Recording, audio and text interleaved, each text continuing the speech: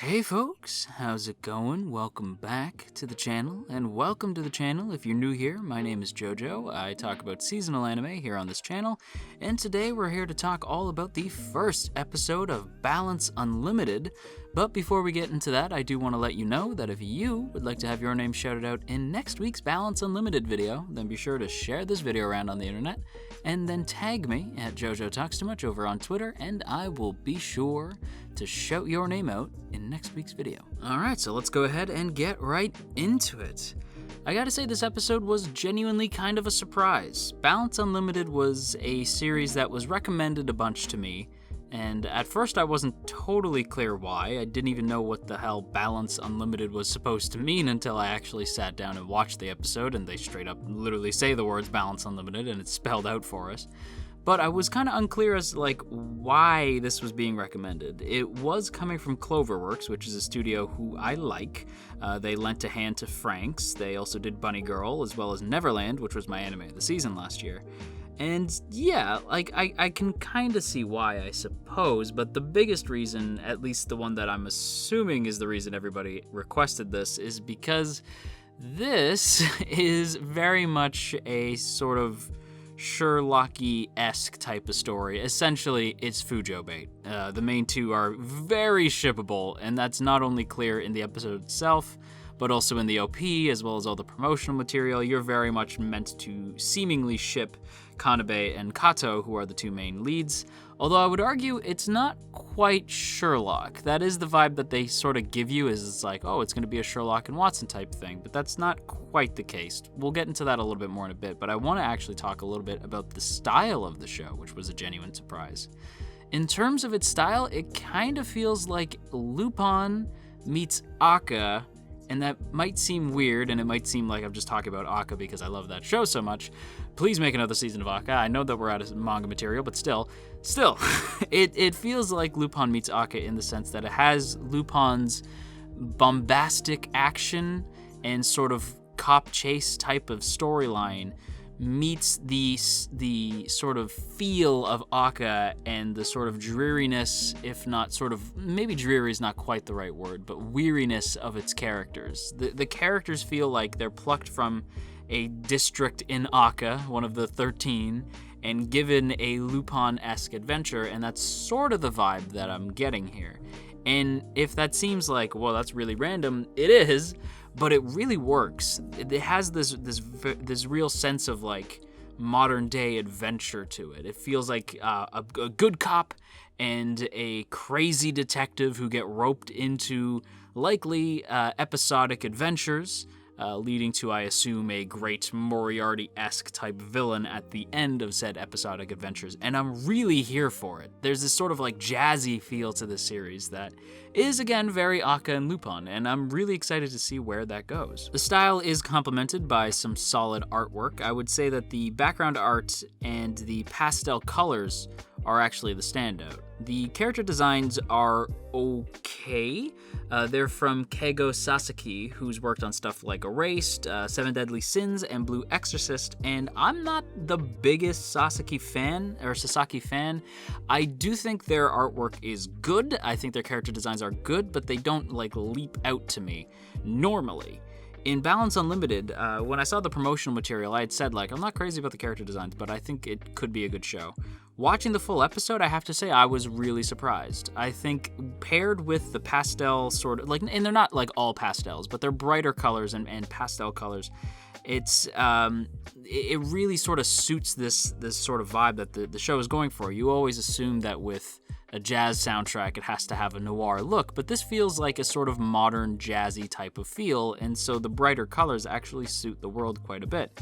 And the solid background art does an excellent job to show you kind of like the basic time period that we're in, especially by the time we get to see stuff like Kanabe's sort of Stark-esque glasses. Those really are the glasses from Far From Home, by the way. They're very Stark tech shades, and it all sort of leads nicely into each other.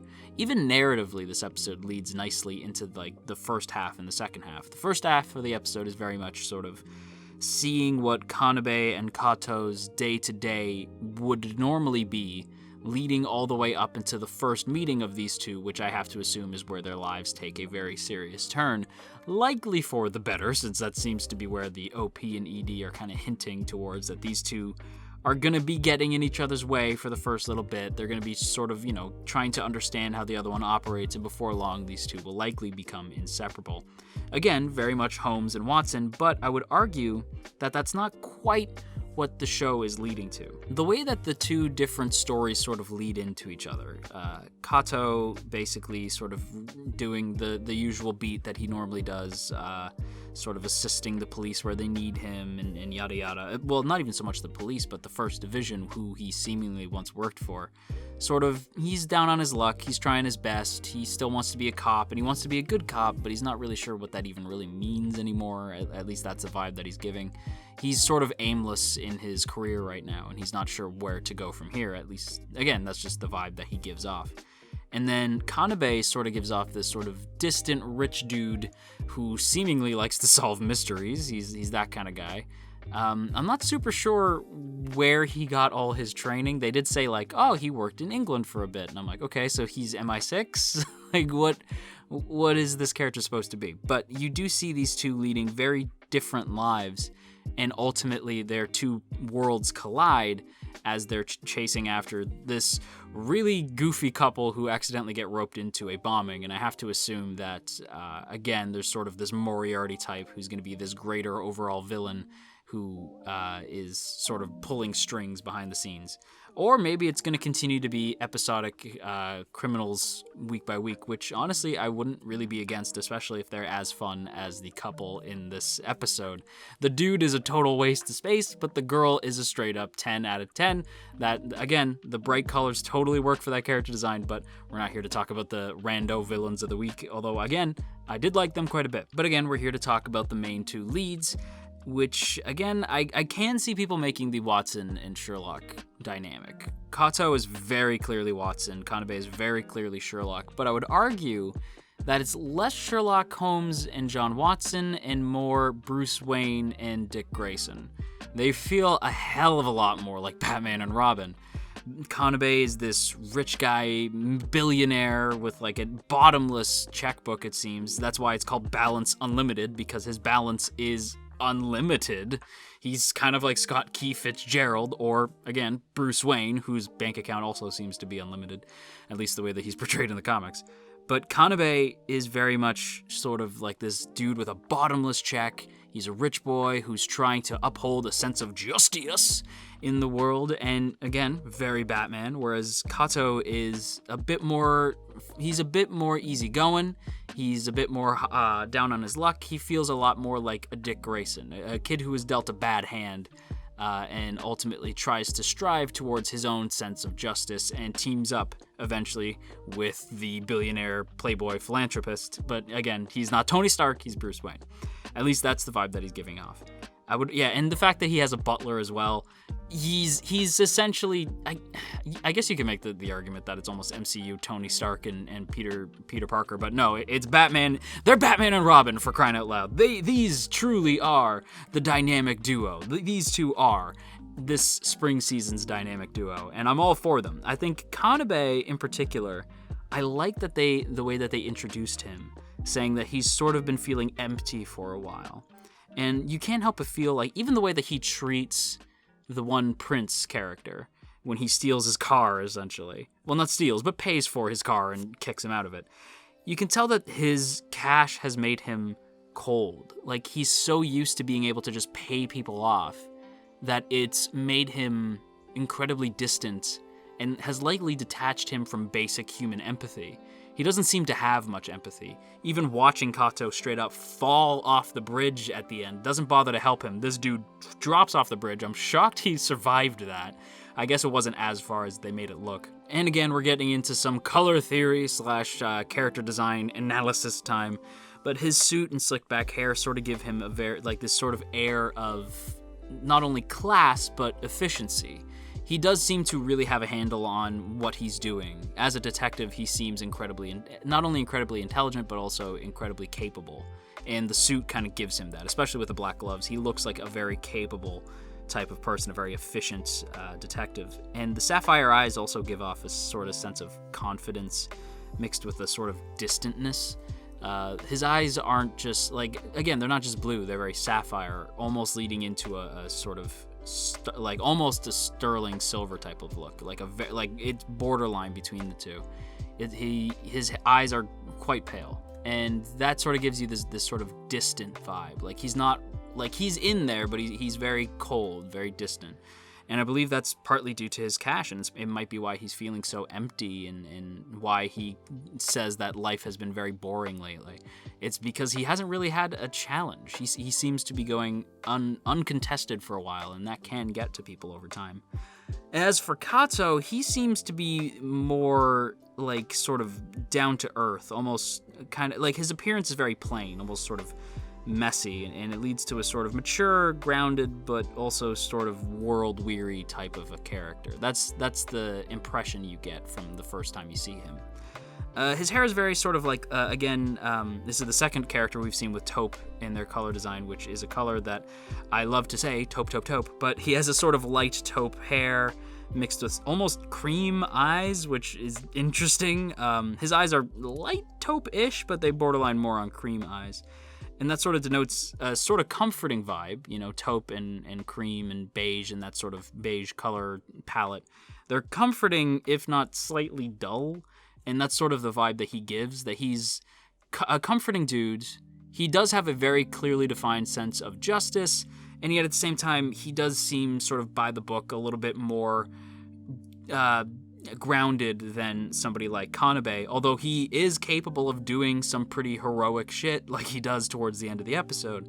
And I think that's Kanebe's influence on him already pushing him into doing stuff like that. Although he has had, as they say in the episode, a sort of heroic streak to him. And it's likely that that sort of sense of heroic justice is likely what got in the way and got him demoted from the first division down to the modern crimes division. But that's pretty much all I really wanted to talk about in this week's premiere. It's basically just meant to introduce you to the world, what the characters will be up to, and to really give you a deep dive into the two leads. The only other thing I can think to comment about is that Kame is hysterical. That's the partner who Kato picks to go with him to the car show. He is hilarious. I actually thought they shot him for a second. That's the other thing that I gotta say, is that the show's energy is intense and can kind of flip on a dime. Like, it could be funny one second and then really shocking and intense the next, but then back to being funny. And it never really feels like whiplash. It's just sort of like surprising. It's like a jolt of energy. And that's the thing, like, for a show that does have an Aka sort of like laid back, almost like bureaucratic view on justice, it can also sort of get your blood pumping with that like Lupin sense of action as well. It's an interesting show, and I'm really curious to see where it goes from here. With that said, everybody, I'm going to wrap up my thoughts here. I want to thank you guys for recommending this show to me. I probably wouldn't have given it much of a shot, so without you, I wouldn't have given it a chance. So thanks for letting me know about it. I am starting to ship these two already. We'll see where things go from here. And that's gonna do it for today's video, everybody. So I hope you guys enjoyed. If you did, then by all means hitting that like button and leaving a comment down below is a great way to help out this channel, as it pleases the almighty YouTube algorithm. So if you choose to do so, kudos to you. And if you're feeling extra supportive today, you can go ahead and check out all the links in the description. One goes to my Twitter, another one is to our Discord server, another one to our merch store if you feel like grabbing yourself a mug, and of course, our Patreon page. And speaking of the Patreon page, I do want to give a big thank you to those of you in the T Squadron who support this channel month to month.